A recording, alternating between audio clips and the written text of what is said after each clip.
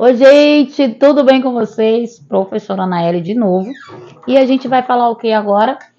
Sobre aquele assunto que nós já falamos na aula anterior. Nós vamos dar continuidade nele, tá?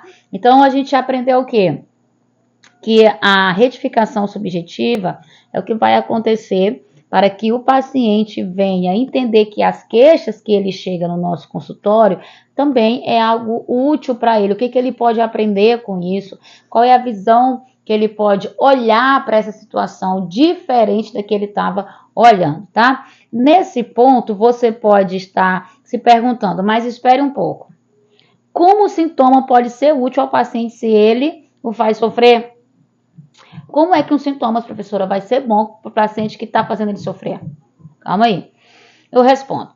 A neurose pode ser útil na medida em que resolve determinados conflitos inconscientes, ou seja, realiza intenções que até então o paciente conscientemente ignora a possuir. Vamos lá. Consciente e inconsciente. Consciente é aquilo que eu faço, eu sei o que eu estou fazendo. O inconsciente é eu não sei, tá? Eu não tenho consciência, mas o meu inconsciente está fazendo com que eu tenha algumas atitudes conscientes. Ficou confuso? Vamos lá de novo. Consciente e inconsciente. Muitas das vezes o nosso consciente ele vai estar agindo e nós não vamos ter consciência que o comportamento que a gente está dando, que a gente está fazendo é de maneira inconsciente, às vezes como falar com alguém, a maneira como nós nos comportamos e temos algumas atitudes, tá? Pega isso aí. Afinal, pense comigo. Não é curioso observar que justamente aquilo que faz o paciente sofrer tanto seja justamente o que ele não consegue deixar de fazer? Pegou?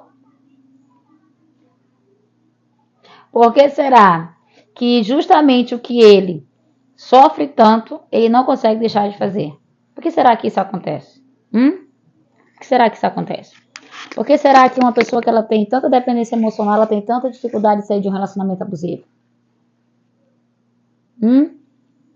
E aí, gente? E aí? Como é que a gente vai fazer isso? Vamos lá? Ó,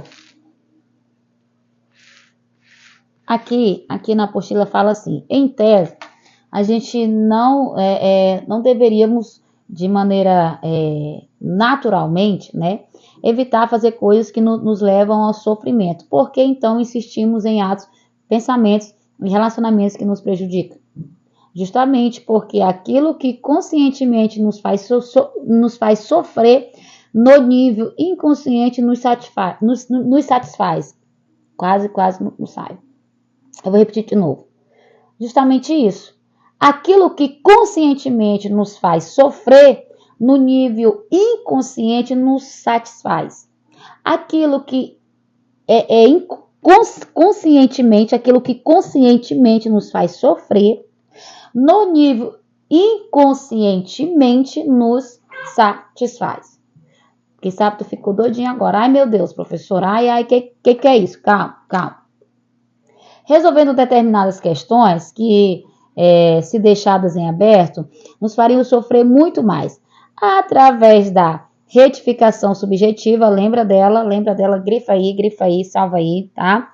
O sujeito é, portanto, levado a um estado em que não será mais possível infligir culpa a ninguém por sua condição, pois passará a reconhecer a participação do seu desejo e de suas questões mais profundas na causação de seu sofrimento. Eu darei um exemplo aqui para que vocês possam compreender esse processo de forma ainda mais clara, tá? Suponhamos que um rapaz procure uma analista, se queixando de que não consegue namorar nenhuma garota por mais de 6 meses. Ele chega à análise colocando, né, a culpa por seus infortúnios, né, nas próprias garotas que se relacionam, que ele já namorou. Foram elas que sempre terminam com ele. Antes de 6 meses, diante disso, né, nós vamos ter o quê? Uma demanda da analista e uma resposta a o que há de errado consigo. Mediante o que está acontecendo aqui, ele chega com uma demanda. Aí o que a gente vai dizer? O que há de errado? consigo? Por que as garotas sempre terminam com ele? Pegou? O que está de errado? Que é sempre nesse período de 6 meses. Como vocês podem imaginar, à luz do que já vimos, o que há por trás dessa primeira demanda é outro pedido, ao qual poderia ser enunciado mais ou menos assim. Diga-me que não é nada, que não sou eu o problema, que são elas mesmo. Note, inclusive, que a própria pergunta do rapaz já é formulada de modo a evitar a própria implicação do problema. Por que as garotas sempre terminam comigo? Ou seja, ele estaria apenas sofrendo a consequência das escolhas de outras pessoas sem qualquer participação ativa nas situações. Cadê a porcentagem nele nisso aqui? Cadê a porcentagem por que as garotas sempre terminam com ele? Cadê a porcentagem dele? Auxiliado pelas intervenções do analista, no caso você, o terapeuta, após determinado período, o paciente gradualmente pode ir percebendo que, na verdade, é ele próprio que sutilmente gera determinadas condições para que as garotas tenham como única alternativa a saída do relacionamento. Em outras palavras, tá? Ela vai se dando conta que, ao invés de indagar, porque sempre terminam com ele, sabe o que ele vai fazer? A melhor pergunta deveria ser: por que eu levo as garotas a terminarem comigo? Porque eu levo as garotas a terminarem comigo. Porque quando ele fala, as garotas sempre terminam comigo, ele está jogando a culpa para ela, a responsabilidade todas para elas. Mas quando ele fala assim, porque eu levo as garotas a terminarem comigo, ele está dizendo, o que eu faço nesse processo para que elas terminem? O que acontece nesse processo de 6 meses para que as garotas não permaneçam dentro do relacionamento? Olha aí a visão, olha aí a mudança.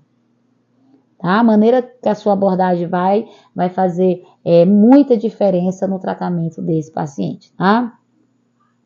Essa é uma questão que provavelmente demandará um pouco mais de tempo para ser respondida, mas ela tem a sua resposta. O que precisa ficar claro é que a análise operou uma transformação na posição subjetiva desse rapaz. Se antes ele se percebia como abandonado, aquele que nenhuma moça queria por mais de 6 meses, agora ele passa a perceber como aquele que, pelo próprio desejo, no fundo, não quer ou não se permite ter uma relação de mais de 6 meses. Uma fuga. Então, o analista vai fazer ele perceber que, na verdade, é ele que não quer esse compromisso. É ele que não quer estar com essa pessoa. É ele que não se permite viver isso, tá? Mas como é que acontece esse processo de reconhecimento de conflitos que os sintomas aparentemente resolvem? Como é que o paciente saca que por detrás dos seus sofrimentos subsiste um desejo? É isso que veremos nas nossas próximas aulas. Por quê? Muitas pessoas se perguntam, mas afinal de contas, por que eu deveria desembolsar boa parte do meu salário em anos de análise? Se eu tenho meus familiares, se eu tenho meus amigos, se eu tenho meu 190, que é aquela pessoa que você conta tudo, né? Que eu posso falar o que eu quero. Por que pagar um analista se eu posso conversar sem precisar pagar? Bom,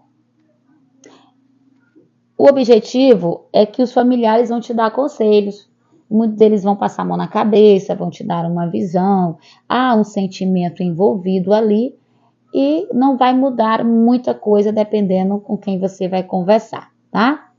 É que assim, o que o paciente tem com seu terapeuta é muito diferente de um simples desabafo que você faz com um amigo, ou com um familiar, ou com um colega, ou com um bate-papo. Você já viu, por exemplo, que um analista, diferentemente do seu amigo, do seu parceiro, não busca apenas te compreender ou se colocar no seu lugar? O seu lugar continua sendo seu.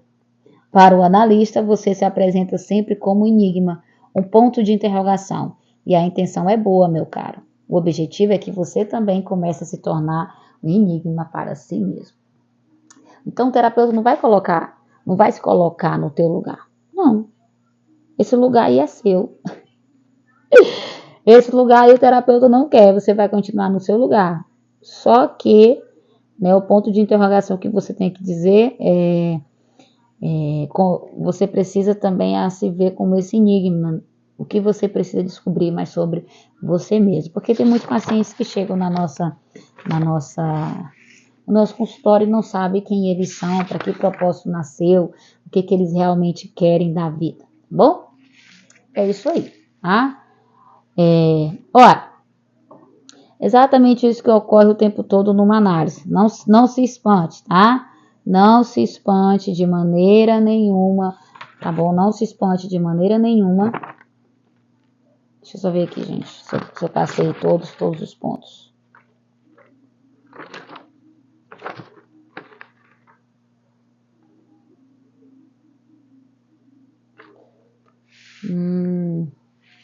Tinha faltado aqui, gente. Aqui, eu tinha pulado. Não se espante de maneira nenhuma se o paciente, de uma certa maneira, ter essa dificuldade de olhar para si como um enigma também, tá? E como é que o paciente, professora, vai descobrir coisas boas sobre si mesmo na análise? Segundo Freud, ele fala da seguinte maneira: diga tudo o que lhe passa pela mente. Haja como se, por exemplo, você fosse um viajante sentado à janela de um vagão ferroviário. A descrever para alguém que se encontra dentro as vistas cabientes que vê lá fora. Finalmente, jamais esqueça que prometeu ser absolutamente honesto e nunca deixar nada de fora, porque por uma razão ou outra é desagradável dizê-lo. Então Freud estava dizendo: diga tudo o que lhe vem à mente, até aquilo que você acha que não é importante. Porque aquilo que você acha que não é importante pode ser a chave que você precisa para avançar no seu labirinto emocional. Isso que o paciente precisa entender. Fale tudo que mesmo que para você não seja importante. Fale tudo mesmo que para você seja irrelevante. Porque quem sabe aquilo que é irrelevante para você vai fazer você avançar nesse seu processo, tá? A gente abordou nessa aula, né, uma particularidade do tratamento psicanalítico. Por enquanto, nós temos visto alguns dos efeitos da aparente conversa que se estabelece entre o analisando e o terapeuta, tá? É muito importante. Vamos lá. Tenho certeza de que todos vocês que estão lendo, estão acompanhando essa apostila, vocês já conseguiram encontrar algumas coisas, vocês já aprenderam algo também nessas aulas. Então, é importante você curtir esse vídeo, você deixar o seu posicionamento, o que você está aprendendo é muito importante, tá?